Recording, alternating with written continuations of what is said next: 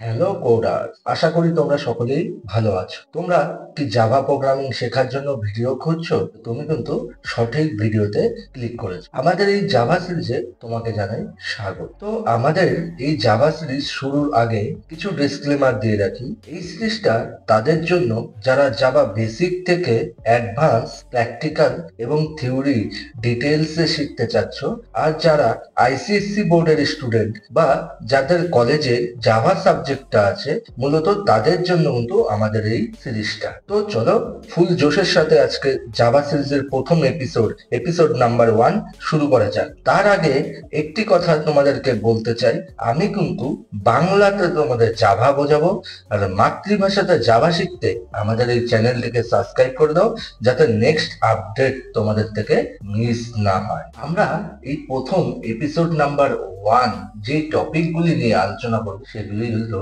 আমাদের আজকের টপিক হচ্ছে what is programming language, second হচ্ছে type of language in detail, third হচ্ছে প্রোগ্রামিং ল্যাঙ্গুয়েজ জেনারেশন। তো সবার প্রথম টপিক হচ্ছে হোয়াট ইজ প্রোগ্রামিং ল্যাঙ্গুয়েজ। দেখতেই পাচ্ছো আমার এখানে হোয়াট ইজ প্রোগ্রামিং ল্যাঙ্গুয়েজের ডেফিনেশন দেওয়া আছে। প্রথমে আমি ইংলিশে তোমাদেরকে এতটুকু জিনিস ডেফিনেশনটা পড়ে শোনাবো, এরপর এটাকে আমরা এক্সপ্লেন করবো বাংলাতে। প্রথমেই বলছে, এ programming language is a computer language that is used by programmer to communicate with computer.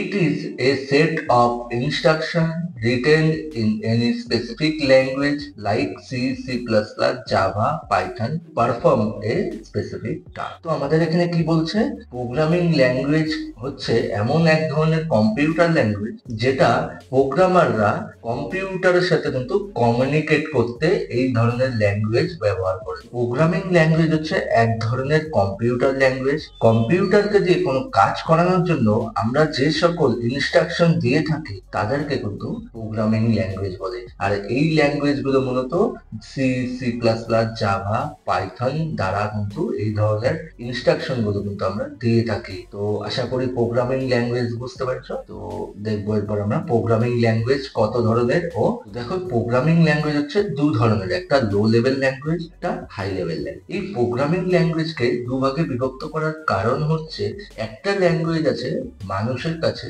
খুবই ইজি ভাবে সে শিখতে পারে এবং সেটাকে ইউজ করতে পারে, আর একটা আছে খুবই হার্ড, যেটা অ্যাজ এ হিউম্যান পড়া এবং লেখা খুবই ডিফিকাল্ট। ওই জন্য যেই ল্যাঙ্গুয়েজ গুলো ডিফিকাল্ট সেগুলোকে বলা হয় লো লেভেল, আর যেগুলো language easy, English word use করে কোড লেখা হয়, সেগুলোকে ল্যাঙ্গুয়েজ বলে, সেই ধরনের ল্যাঙ্গুয়েজকে বলা হয় হাই লেভেল ল্যাঙ্গুয়েজ। প্রথমে আমরা লো লেভেল ল্যাঙ্গুয়েজের ডেফিনেশনটা দেখবো। লো লেভেল ল্যাঙ্গুয়েজ কি বলেছে, low level language is a programmer language that directly communicate with the computer hardware using 0 and 1. It is also known as machine language or assembly language, since the processor can understand low-level language instruction without needing a compiler or interpreter. Programs written in this language can execute very quickly and efficiently. তো low level language কি, প্রথমেই বললাম low level language হচ্ছে যেই language গুলো মূলত 0-1 দ্বারা code লেখা হয়, সেই টাইপের ল্যাঙ্গুয়েজকে বলা হয় হচ্ছে লো লেভেল ল্যাঙ্গুয়েজ। আর লো লেভেল ল্যাঙ্গুয়েজের এক্সাম্পল যদি বলি, একটা হচ্ছে মেশিন ল্যাঙ্গুয়েজ আর একটা হচ্ছে অ্যাসেম্বলি ল্যাঙ্গুয়েজ। এই ল্যাঙ্গুয়েজ যেহেতু প্রসেসর নিজেই বুঝতে পারে, যার কারণে এই ল্যাঙ্গুয়েজে কোন রকম কম্পাইলার বা ইন্টারপ্রেটার কিন্তু প্রয়োজন হয় না। আর এটা যেহেতু মেশিন ডাইরেক্ট বুঝতে পারে, যার কারণে এটা কিন্তু ভেরি ফাস্ট কাজ করে। সেগুলি বুঝতে পেরেছো? তো আমি যদি এই লো লেভেল ল্যাঙ্গুয়েজের একটা এক্সাম্পল দিই, ধরে নাও আমি বাংলাতে কথা বলছি, কেউ যদি বাংলা না বোঝে তাকে কিন্তু একটা থার্ড পার্সন দরকার হবে, যে তার ভাষাতে তাকে কিন্তু কম্পাইল করে বা তার ভাষাতে ট্রান্সলেট করে তাকে বোঝাবে। তো এই ট্রান্সলেটার গুলোর কিন্তু এখানে কোনো রকম প্রয়োজন হয় না, যেহেতু আমি বাংলায় বলছি এবং সেও বাংলায় বুঝছে, যার কারণে মিডিলে কোনো রকম ট্রান্সলেটারের প্রয়োজন হয় না। এই ট্রান্সলেটার গুলোকে বলা হয় কম্পাইলার আর হচ্ছে ইন্টারপ্রেটার। যেহেতু কম্পিউটার 0 আর 1 বোঝে আর আমরা 0-1 দিয়ে কোড লিখছি, যার কারণে কিন্তু এই ল্যাঙ্গুয়েজটা খুব ফাস্ট কাজ করে। আশা করি বুঝতে পেরেছো লো লেভেল ল্যাঙ্গুয়েজ কি। পরে আমরা দেখবো হাই লেভেল ল্যাঙ্গুয়েজ। প্রথমে ডেফিনেশনটা পড়ে নিই। High level language is design for developing user friendly software program and website. This programming language require a compiler or interpreter to translate program into machine language. The main advantage of high-level language is that is easy to read, write and maintain. এখানে কি বলছে? এখানে বলছে high level language too easy আর user friendly software বা website বানানোর জন্য। কারণ মেইন রিজন যেটা হচ্ছে হাই লেভেল ল্যাঙ্গুয়েজ হচ্ছে ইংলিশ ওয়ার্ড ইউজ করে কোড লেখা হয়, যার কারণে হাই লেভেল ল্যাঙ্গুয়েজ কিন্তু প্রোগ্রামারদের কাছে বা ডেভেলপারদের কাছে তো শেখা এবং সেটাকে ইউজ করা কিন্তু খুবই ইজি হয়ে যায় মেশিন ল্যাঙ্গুয়েজ বা লো লেভেল ল্যাঙ্গুয়েজের তুলনায়। আর যেহেতু কম্পিউটার আমাদের কি বোঝে 0 আর 1, আর আমরা লিখছি হচ্ছে ইংলিশ ওয়ার্ডে, তো সের জন্য কিন্তু এখানে আমাদের ট্রান্সলেটর ইউজ করা হয়, যেটা হচ্ছে কম্পাইলার আর হচ্ছে ইন্টারপ্রেটার। এই ট্রান্সলেটর বা কম্পাইলার ইন্টারপ্রেটার কি কাজ করে? এরা হচ্ছে এই ইংলিশ ওয়ার্ড গুলোকে মেশিন ল্যাঙ্গুয়েজে কনভার্ট করে, যাতে মেশিন বুঝতে পারে, আবার মেশিন বুঝে নিয়ে যে অ্যান্সার বা রিপ্লাই দেয় সেটাকে আবার ইংলিশে কিন্তু ইউজারকে সেটাকে বোঝাতে সাহায্য করে হচ্ছে এই কম্পাইলার আর হচ্ছে ইন্টারপ্রেটার। আশা করি বুঝতে পেরেছো। তো হাই লেভেলের এক্সাম্পল যদি দেখি, একটা হচ্ছে C, C plus plus, Python, Java, etc, আরো অনেক ল্যাঙ্গুয়েজ আছে। তো এগুলো হচ্ছে হাই লেভেল ল্যাঙ্গুয়েজ।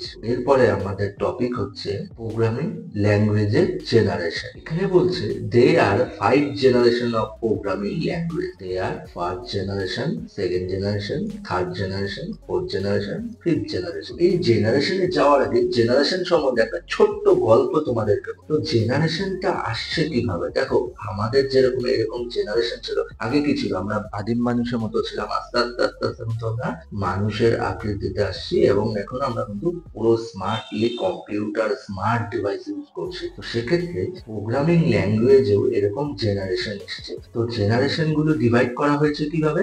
তো ফার্স্ট জেনারেশন যদি আমরা দেখি, ফার্স্ট জেনারেশনে হচ্ছে আমাদের মেশিন ল্যাঙ্গুয়েজ পড়ে। কোন ল্যাঙ্গুয়েজ? Machine language. এই ল্যাঙ্গুয়েজ মূলত 0 আর 1 দ্বারা কোড লেখা হতো। তো প্রথম যখন কোড লেখা হতো তখন কিন্তু এই মেশিন ল্যাঙ্গুয়েজ ব্যবহার করে কোড লেখা হতো, যার কারণে এটাকে কিন্তু ফার্স্ট জেনারেশন ল্যাঙ্গুয়েজ বলা হয়। এরপরে আমরা যদি দেখি সেকেন্ড জেনারেশন, সেকেন্ড জেনারেশনের ল্যাঙ্গুয়েজ হচ্ছে অ্যাসেম্বলি ল্যাঙ্গুয়েজ। সেকেন্ড জেনারেশনের ল্যাঙ্গুয়েজ হচ্ছে অ্যাসেম্বলি ল্যাঙ্গুয়েজ। এখানে প্রপার ইংলিশ ওয়ার্ড ইউজ না হলেও মোটামুটি ইংলিশ ক্যারেক্টার ইউজ করে কোড লেখা হতো, যার কারণে এটাকে কিন্তু যেহেতু ইংলিশ ওয়ার্ড প্রপার ভাবে ইউজ না করার কারণে এটাকে কিন্তু আমরা লো লেভেল ল্যাঙ্গুয়েজই ধরি। আর এটা সেকেন্ড জেনারেশনে পড়ে। ফার্স্ট জেনারেশনে কি পড়ে? 0 আর 1 দ্বারা যে কোড লেখা হতো সেটা হচ্ছে ফার্স্ট জেনারেশন ল্যাঙ্গুয়েজ। সেকেন্ড জেনারেশনে একটু উন্নত করে কি করলো? কিছু নিউমোনিক্স টাইপের কোড অ্যাড করা হলো, যেটাকে বলা হয়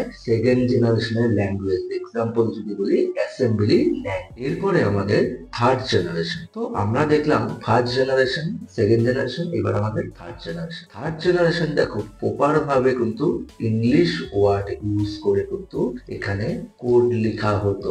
ইংলিশ ওয়ার্ড ইউজ করে যেহেতু কোড লেখা হতো, এটা মানুষের পক্ষে ইজি হয়ে যায় শেখা এবং সেটাকে ইউজ করা। আর এই ল্যাঙ্গুয়েজ ব্যবহার করে কিন্তু বিভিন্ন রকম অ্যাপ্লিকেশন বা সফটওয়্যার বানানো শুরু হয়। তো থার্ড জেনারেশন ইউজ করে কিন্তু বিভিন্ন রকম অ্যাপ্লিকেশন বা সফটওয়্যার বা ওয়েবসাইট কিন্তু আমরা বানিয়ে থাকি। তো আশা করি বুঝতে পারছো। থার্ড জেনারেশন ল্যাঙ্গুয়েজের এক্সাম্পল যদি বলি, C, Java, C plus plus, Python. আপাতত এতটুকু বোঝো যে ইংলিশ ওয়ার্ড ইউজ করে যেখানে কোড লিখি সেই টাইপের ল্যাঙ্গুয়েজকে বলা হয় কিন্তু থার্ড জেনারেশনের ল্যাঙ্গুয়েজ। এরপরে আমরা দেখবো fourth generation. Fourth generation language বোঝার আগে আমাকে এতটুকু জিনিস বুঝতে হবে, সেকেন্ড জেনারেশন তো ইংলিশ ওয়ার্ড না ইউজ করে কোড লেখা হতো এবং থার্ড জেনারেশনে প্রপার ভাবে ইংলিশ ওয়ার্ড ইউজ করে কোড লেখা হতো। তা সত্ত্বেও ফোর্থ জেনারেশন আসলো। তো ফোর্থ জেনারেশন কিভাবে আসলো? ফোর্থ জেনারেশন ডিভাইড করা হয়েছে। আমরা থার্ড জেনারেশন ইউজ করে তো সফটওয়্যার তৈরি করছি। কি তৈরি করছি? সফটওয়্যার। এবার এই সফটওয়্যার যখন ইউজ করবে ইউজাররা, তখন কি হচ্ছে? ডেটা ক্রিয়েট হচ্ছে। এই ডেটা ক্রিয়েট হওয়ার কারণে এই ডেটাকে যদি আমরা সঠিকভাবে না স্টোর করে রাখতে পারি বা না ভালো মতো যত্ন করে রাখতে পারি, তাহলে কিন্তু এই ডেটা কি আছে, লস্ট হওয়ার চান্সেস আছে। তো সেই ক্ষেত্রে এই প্রবলেম থেকে বাঁচার জন্য তৈরি হয় 4GL, যার নাম হচ্ছে এসকিউএল। এসকিউএল বা মাই এসকিউএল, এই টাইপের ল্যাঙ্গুয়েজ মূলত ইউজ করা হয় ডেটাকে ম্যানেজ করার জন্য, যার কারণে এই টাইপের ল্যাঙ্গুয়েজকে বলা হয় ডেটাবেস ল্যাঙ্গুয়েজ। কি বলা হয়? Database language. আশা করি বুঝতে পেরেছো তোমরা। ফোর্থ জেনারেশন ল্যাঙ্গুয়েজ হচ্ছে ডেটাবেস ল্যাঙ্গুয়েজ, যেটার এক্সাম্পল যদি বলি এসকিউএল বা মাই এসকিউএল, আরো অনেক ধরনের ল্যাঙ্গুয়েজ আছে। এরপরে আমরা দেখবো ফিফথ জিএল। তো আমরা তো থার্ড জিএল এ বুঝলাম সফটওয়্যার তৈরি করা বা অ্যাপ্লিকেশন তৈরি করার জন্য ব্যবহার করা। এরপরে ফোর্থ জিএল দিয়ে সেই অ্যাপ্লিকেশনের তৈরি হওয়া ডেটাকে ম্যানেজ করার জন্য কিন্তু আমরা ফোর্থ জিএল ব্যবহার করছি। তো এবার ফিফথ জিএল। ফিফথ জিএল এ কি আসলো? ফিফথ জিএল এ কিন্তু খুবই ইন্টারেস্টিং টপিক চলে আসে, সেটা হচ্ছে এআই, আর্টিফিশিয়াল ইন্টেলিজেন্স। তো এই যে আর্টিফিশিয়াল ইন্টেলিজেন্স, মেশিন অটোমেটিক ভাবে কাজ করবে, এটা হচ্ছে ফিফথ জিএল এর মধ্যে পড়ে। এই টাইপের ল্যাঙ্গুয়েজ কে বলা হয় হচ্ছে ফিফথ জেনারেশন ল্যাঙ্গুয়েজ। যদি এক্সাম্পল বলি, প্রোলগ আর হচ্ছে মার্কিউরি। প্রোলগ আর হচ্ছে মার্কিউরি, এই দুটা হচ্ছে কিন্তু ফিফথ জেনারেশন প্রোগ্রামিং ল্যাঙ্গুয়েজের এক্সাম্পল। তো আশা করি বুঝতে পেরেছো এই জেনারেশন কি হিসাবে ডিভাইড করেছে। তো তোমাদের ভিডিওটি কেমন লাগলো অবশ্যই কমেন্ট বক্সে জানাবে, এবং আমাদের এই সিরিজে তোমরা যাতে জোশের সাথে জাভা শিখতে পারো তার জন্য আমাদের চ্যানেলটিকে সাবস্ক্রাইব করে দাও, এবং তোমাদের কোনো রকম যদি জাভা প্রোগ্রাম নিয়ে ডাউট থাকে আমাদের কিন্তু কমেন্ট বক্সে কমেন্ট করতে পারো, বা আমাদের Instagram ID coding with DS এ কিন্তু তোমরা ডিএম করতে পারো তোমাদের কোশ্চেন। তো আমি তোমাদেরকে ওই কোশ্চেন ওয়াইজ ডেডিকেটেড ভিডিও তৈরি করে তোমাদেরকে বোঝাবো। তো অবশ্যই তোমরা ভালো থাকো। ধন্যবাদ।